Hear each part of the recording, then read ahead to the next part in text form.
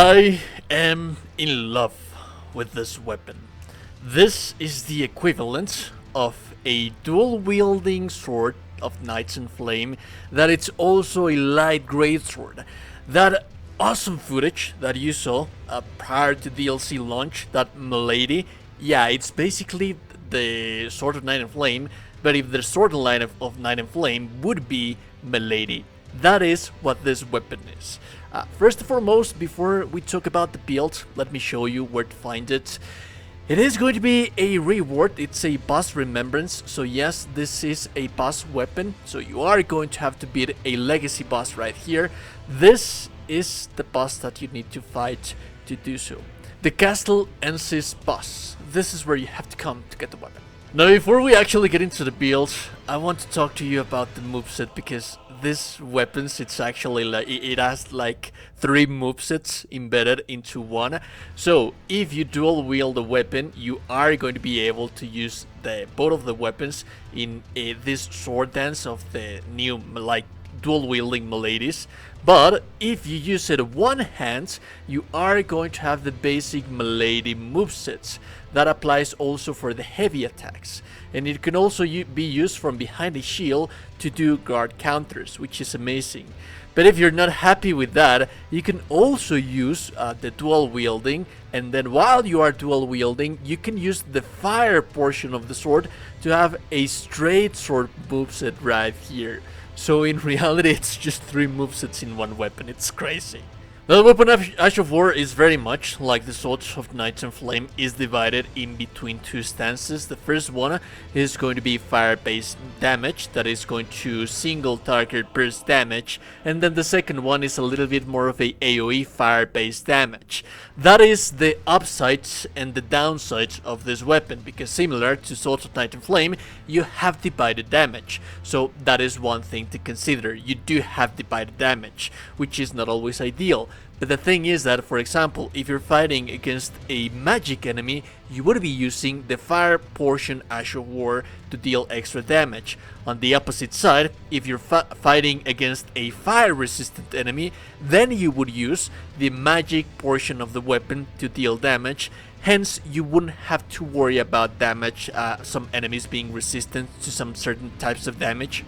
Now this is where it also gets interesting as well. This is a level 150 build. As you can see, we have a quality build in between intelligence and EM faith. Have in mind that this weapon has scaling in every single stat. It has a C scaling on strength, dexterity, intelligence, and faith. However, I do not advise for you to invest points into strength and dexterity. Yes, it is going to scale a little bit better, it is going to give you a little bit more damage, but the thing is that that is not going to increase the Ashes of War. As a matter of fact, the Ashes of War scale the damage independently and in between each stat. So for example, the Magic Ash of War scales the damage out of intelligence. The Fire Ash of War scales the damage out of faith. So one thing that you could do, for example, if you do not want to use these stats that I'm using right here, you could by all means use a full mage build. So for example, we would lower those points that we have into faith, and you would allocate them on its entirety onto 80 intelligence. That is actually going to give you like 400 or 500 points more into the Magic Ash of War, but you would be scaling down the damage of the Fire Ash of War, because then again, the Fire Ash of War scales out of faith.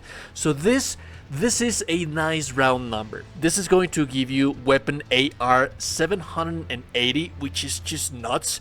It's filthy for a weapon that it's a dual weapon and that it also attacks so fast.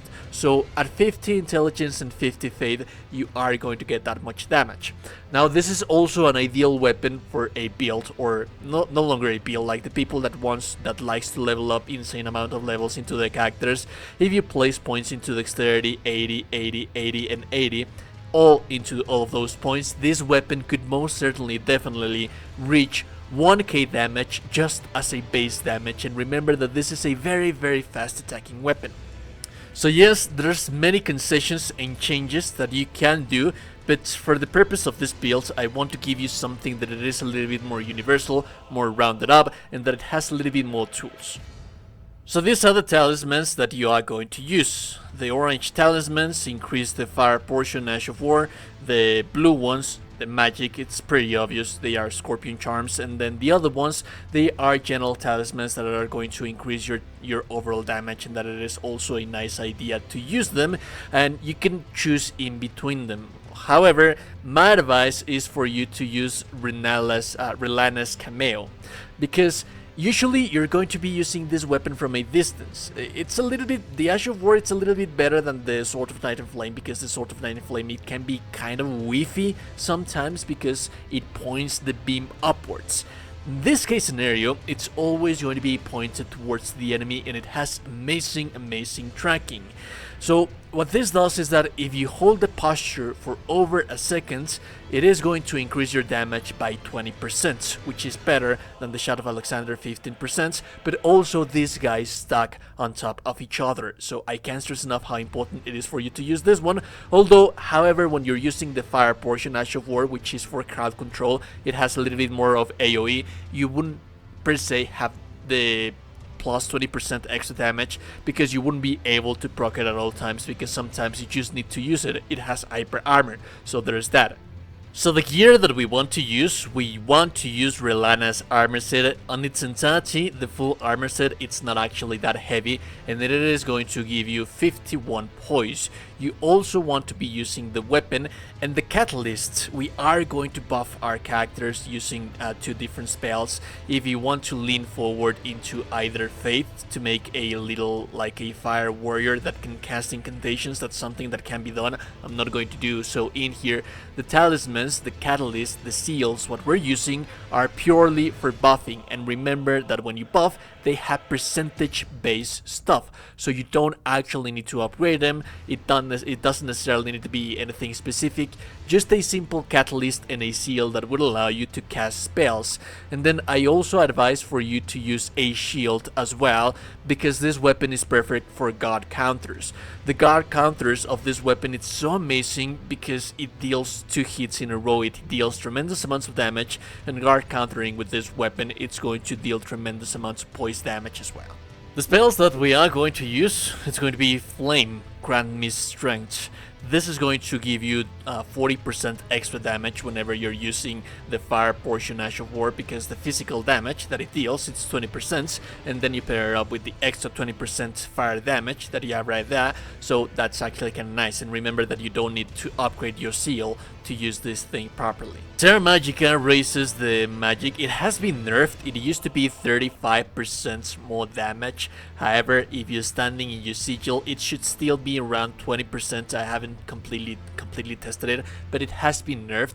It's still a little nice extra little damage in there, and it just looks amazing when you're just holding your stance. You prepare the ground, you feel it just feels amazing, and it looks amazing. It's just so cool, so gorgeous. Watch the enemy come towards you while you are standing in your sigil, while you prepare your weapon. It's just so flashy and so beautiful. And then finally, Golden Bow, that it is going to give you 15% damage and extra 10% damage negation. So those are the spells that we're going to be using. The mix of Crystal Tears that I used to like to use, it has been nerfed, so it's no longer viable. If you want to use something like this, for example, so that you don't really have to care about managing what type of enemy are you fighting against, and that you can use the Ash of War to your leisure, you just have to change like the Scorpion Charm or the Magic Charm. This is by all means something that you can do. What I used to like to do is use Cerulean Hidden Tear, because this is also a very heavy FP consuming weapon, and while you are buffing, you're also going to be consuming quite a lot of FP, so while you prepare for the boss fight, it's still viable, like for the first buffs, but you're still going to be casting stuff, you're still going to be casting Flame, Grant Me Strength, Terra Magica, so by all means it's just better to carry 4 Cerulean Flasks. And then the Magic Shrouding Crack Tier, that is going to give you 20% more damage, and then the Flame Shrouding Crack Tier, that it is going to give you 20% more damage. At the end of the day, this is all of the damage that you are going to be able to stack up depending on the talismans that you have and depending on the Ash of War that you're using. Remember that this is just a enhanced version, I would say, of the Sword of Night and Flame. There's some things that this weapon does better than Sword of Night and Flame, and some things that it doesn't. So for example, the Sword of Night and Flame has a better fire AoE. This one, it's not as good, but it does have hyper armor. So it doesn't have the reach that Sword of Night and Flame has, but it does have hyper armor, a little bit better of hyper armor. So it could still very much be used for crowd control. So that is quite nice. But what it does better is the magic beam, which, like I said, on Sword of Night and Flame, the magic beam, it was sometimes whiffy. Sometimes you wouldn't be able to connect the attacks on its entirety. Also, the magic beams, they don't have blade hit detection, so regardless that you're using them from a close to a far away distance, they are still going to deal the same amount of damage. So more often than not, you want to be using them from a distance instead of waiting for the enemy to come towards you. Because, for example, on Sword of Night and Flame, the blade actually has to connect to deal the full portion of the damage. In this case scenario, it doesn't. It's just a beautiful, beautiful weapon with amazing moveset, so much versatility. You can do so much stuff with it. You can do so many builds, different builds with this. If you want to do a intelligence full build, you can. It's just that the Fire Ash of War is not going to be that amazing. If you want to make a faith build, you can. It's just that the intelligence Ash of War is not going to be that amazing. And if you want to level up higher, you can, of course, play some points into strength and dexterity, and the weapon is just going to be monstrous. I just love this weapon so much. Anyways, if you like the content, like and super appreciate it. Most of you there are gorgeous and beautiful person. You are indeed a gorgeous and beautiful, beautiful person. Join the Discord where we can play Elden Ring together. Have a beautiful, beautiful day. Goodbye.